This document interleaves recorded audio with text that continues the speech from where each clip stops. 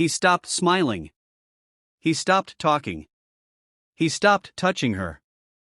Catherine thought she was going crazy until her husband's cold distance became too loud to ignore. Late-night texts. Locked screens. Excuses that didn't add up. When her fears boiled over one quiet afternoon, it wasn't a friend or family member who handed her a lifeline, it was her maid. A card. A number. A whisper, they help women like you find the truth.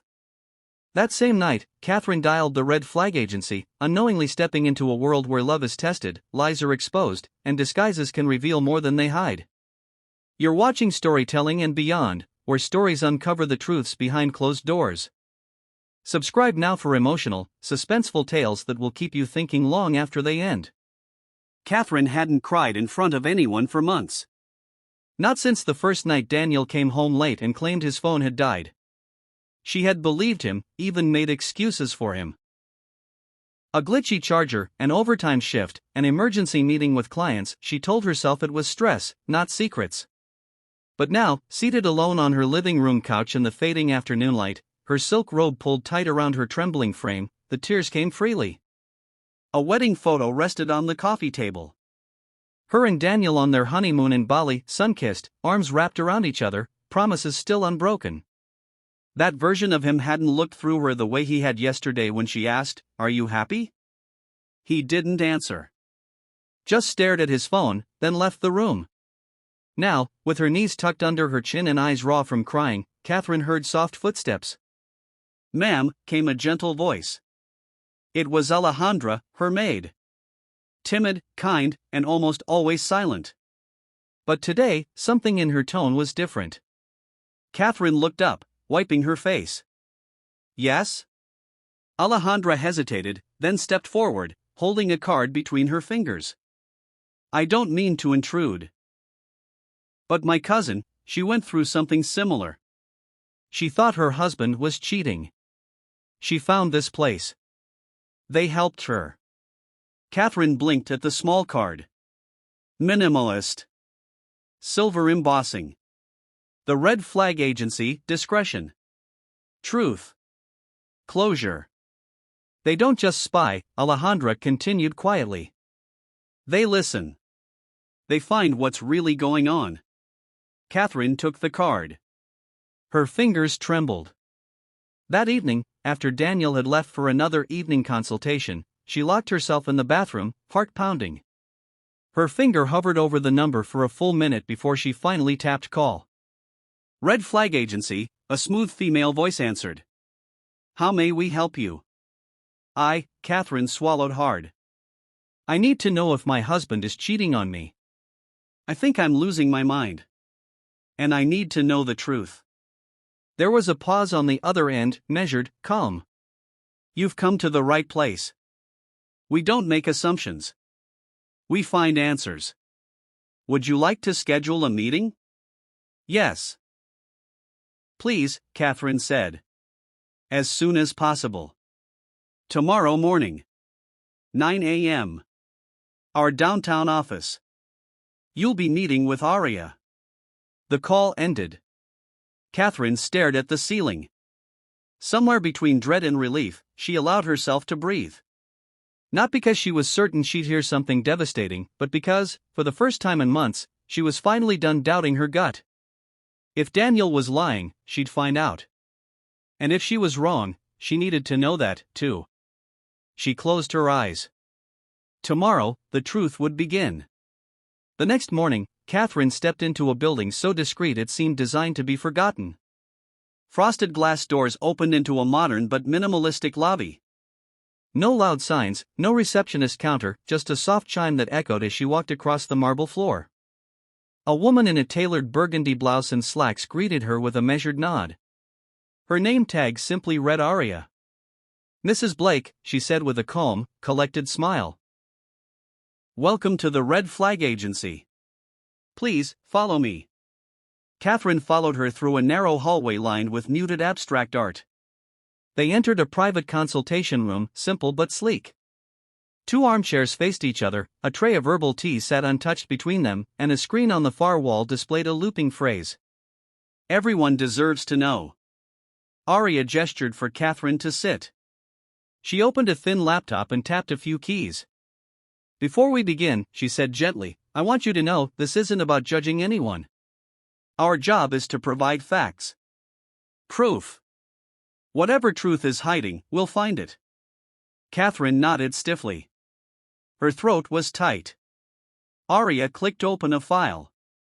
You mentioned last night your husband has recently changed his behavior? Yes, Catherine said.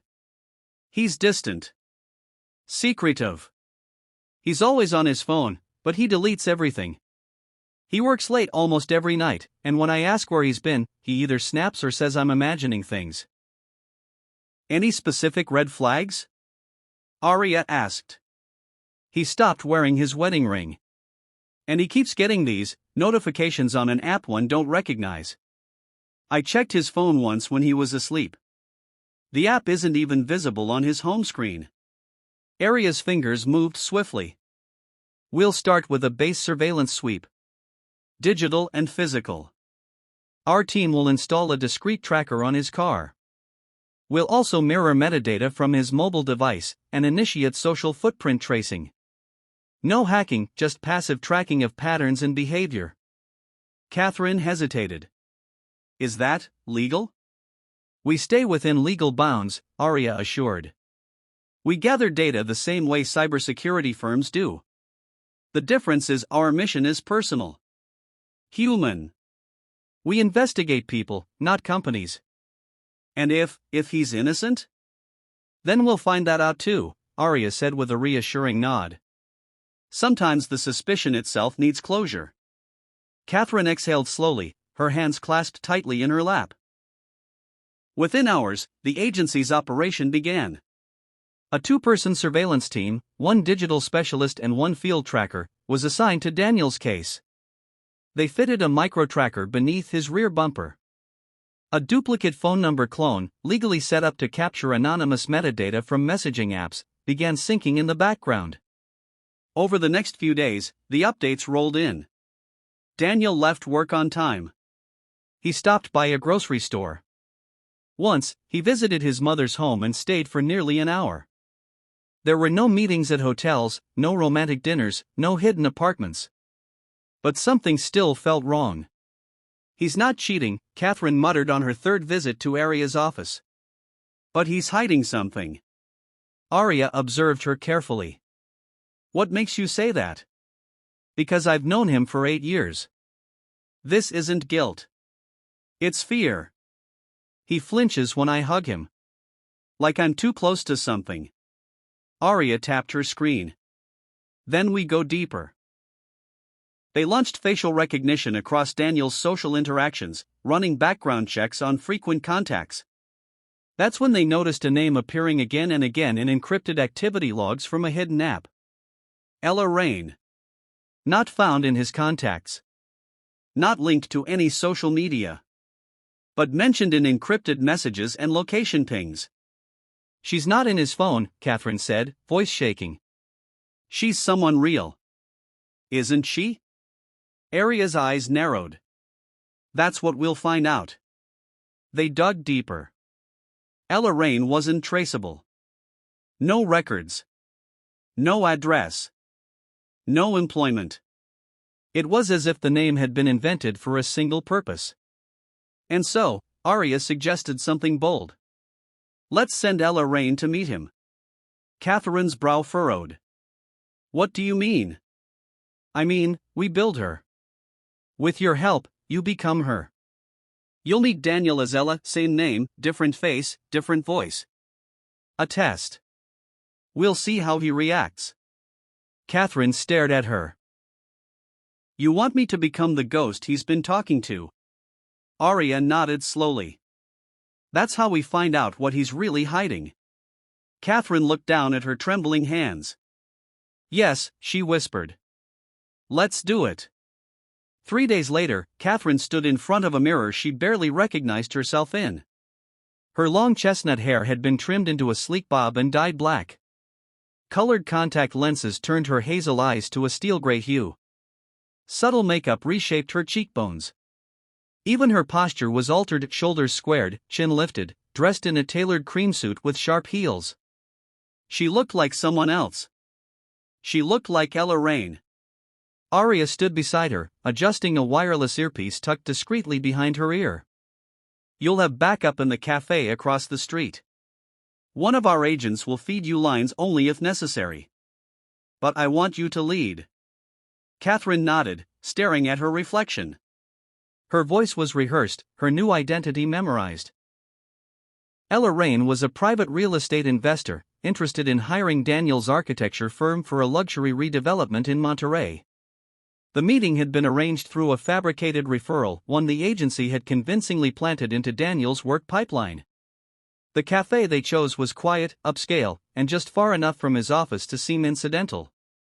Catherine arrived early and settled into a window seat. A laptop bag rested beside her. A tablet in front of her displayed a fake proposal. Everything was set. At exactly 2:12 p.m., Daniel walked in. Catherine's heart nearly stopped. He looked older. Not in years, but in weight. Not physical, but emotional. His sharp dress sense remained, but his shoulders drooped slightly. His eyes darted nervously, as if expecting something to go wrong. When he saw her, he paused. Recognition flickered in his face. Not quite familiarity, but unease. Confusion. Catherine stood up with a polite smile and extended her hand. "Mr. Blake, thank you for meeting me. I'm Ella Rain." Daniel hesitated, then took her hand. "Of course. Sorry, I was expecting someone different." "We do get that a lot," she replied smoothly, voice slightly lower than her usual tone. "Shall we?" They sat across from each other. Catherine listened to her own heartbeat thudding like thunder as she began her pitch. She spoke with confidence, as she had been trained. Her fingers slid across the tablet screen, showing mock-ups of the proposed design site. But her eyes never stopped studying his face. He was tense. Not like someone who was meeting a beautiful woman and hiding it. No. He looked like someone cornered. Not by attraction, but by memory. Then, Catherine leaned in slightly. "Can I ask you something personal, Mr. Blake?" He blinked. "Of course. You look like you carry something heavy. This job? Or something else?"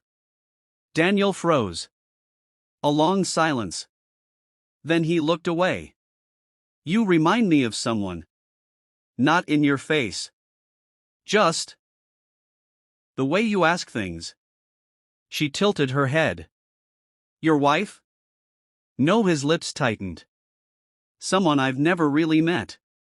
Someone who listens." Catherine's throat tightened. Then came a whisper in her earpiece, "Don't press. Let him talk." Daniel continued, voice quiet. "I don't know why I'm telling you this. But I've been trying to fix something inside me. I go to therapy. I journal. I even use these digital programs with aliases because I'm too ashamed to admit I need help." She stayed still, barely breathing. "Ella Rain," he added. "That's the name of the counselor assigned to me in the app. She doesn't exist. It's a protocol, an encrypted AI therapist with a name for comfort." His hands trembled slightly as he stirred his coffee. "My wife, she doesn't know. I've been terrified she'll think I'm weak. That I'm damaged." Catherine felt her heart collapse inward. All the pain she had been clinging to, the paranoia, the fear, the jealousy, was melting into something deeper, guilt. He wasn't hiding a woman. He was hiding wounds. When the meeting ended, she walked away slowly, carefully. She removed the earpiece only after she turned the corner. Her knees buckled slightly as she slid into the passenger seat of the waiting surveillance van. Arya turned to her, gentle. "I think you have your answer." Catherine nodded, her eyes burning with tears. "I wasn't ready for that answer." In the footage replayed later that night, everything was clear. His body language. His voice. His truth. Daniel wasn't a liar. He was a man in pain, trying to heal alone. And Catherine realized maybe the betrayal wasn't his. Maybe it was hers. The next morning, Catherine sat at her kitchen table long before sunrise, a mug of untouched coffee cooling beside her. The early light cast a soft hue over the room that had once been filled with laughter and shared plans. But today, it was quiet. Not with emptiness, but with understanding. In her hands was the report from the Red Flag Agency. Detailed timelines. Screenshots.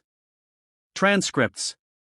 Every piece of Daniel's encrypted therapy sessions was carefully outlined, not to expose, but to explain. She had read it 3 times already, yet the words still made her breath catch. I created Ella Rain because I needed someone I didn't have to explain myself to. Someone who wouldn't look at me with pity, or worse, doubt. My wife is strong. Beautiful. Loving. But I don't know how to show her this version of me, the broken one. The one I've kept hidden since the accident. Catherine closed the file and let her eyes fall shut. The accident he had witnessed 2 years ago, a scaffolding collapse at one of his firm's sites that had left a young worker dead, was something he had never spoken about. Not once. Not even to her. All this time, she thought he was slipping away because he had found someone new. But he had been slipping into himself. At 7:43 a.m., she heard the familiar sound of Daniel's key in the door. He entered, shoulders tense, tie already loosened from the early morning meeting he claimed to have. When he looked up and saw her sitting there, he stopped. "Kathy," he said cautiously. She stood, walked slowly to him, and without a word, wrapped her arms tightly around his waist. His body stiffened at first, unsure. Then, he collapsed into her. He didn't ask how much she knew. He didn't ask if she had followed him. He just held on, his chest heaving against her shoulder, hot tears soaking her hair as he finally broke. "I didn't know how to tell you," he whispered. "I didn't want you to see me like that." "I already saw you," she replied softly. "I just forgot how to listen." They stood like that for a long time. No accusations. No anger. Just silence, full of truth. Later that evening, they sat together on the couch, going through Daniel's therapy notes. He showed her his journal entries. She showed him the report. They shared things they had kept hidden for too long. Weeks passed. Then months. Catherine left the Red Flag Agency a letter, one not typed or emailed, but handwritten. "You saved me from destroying something precious, not just my marriage, but my understanding. You reminded me that not all distance is betrayal. Sometimes it's just unspoken pain. And sometimes, the disguise we need to take off is our own doubt." She enclosed a donation check and a single sentence at the bottom. "May this help another woman find the truth she wasn't ready for but needed." That evening, Daniel and Catherine sat by their backyard fire pit. He leaned his head on her shoulder, and she reached for his hand. There were no more locked screens. No late-night absences. Just 2 people, finally facing their shared silence. Healing didn't come in a single day. But trust began to rebuild, slowly, like dawn creeping over a dark night. And Catherine knew now. The worst pain wasn't betrayal. It was believing a lie that love couldn't survive honesty. This is Storytelling and Beyond. Subscribe now for more emotional miniseries stories like this from the Red Flag Agency, where truth, trust, and transformation begin with one question: what are they really hiding?